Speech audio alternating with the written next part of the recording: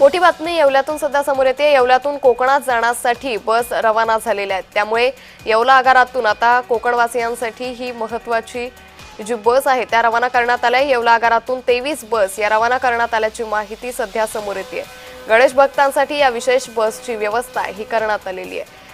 त्यामुळे राज्यातल्या बहुतांश जिल्ह्यांमधून कोकणात जाण्यासाठी या बसेसची व्यवस्था करण्यात आली आहे। यातच येवला आगारातून कोकणात ज्यादा बस रवाना करण्यात आलेल्या आहेत। येवल्यातून कोकणात जाणाऱ्या गणेश भक्तांसाठी या विशेष बसची सुविधा करण्यात आली। दरवर्षीप्रमाणे याही वर्षी येवला आगारातून कोकणात जाणाऱ्या गणेश भक्तांकरता या विशेष बस रवाना झाल्या आहेत। तर याचाच आढावा घेतला आमचे प्रतिनिधी नरेंद्र बटाव यांनी। गणेश उत्सवामध्ये कोकणामध्ये जाण्याकरता गणेश भक्तांची मोठी गर्दी उसळलेली आहे।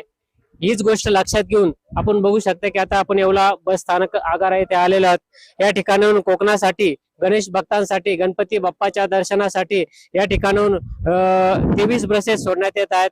आपल्यासोबत याच बस आगाराचे आगार प्रमुख काय सांगाल सर की आता कोकणासाठी गणपती बाप्पाच्या दर्शनासाठी भक्तांसाठी बसेसची सुविधा केलेली कशा प्रकारे?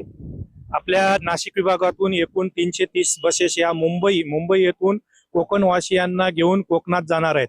त्या अनुषंगाने आपल्या येवला आगारातूनही 23 बसेसचं नियोजन आपल्याला देण्यात आलेलं आहे। त्या 23 बसेस आज आपण आपल्या आगारातून मार्गस्थ करत आहोत।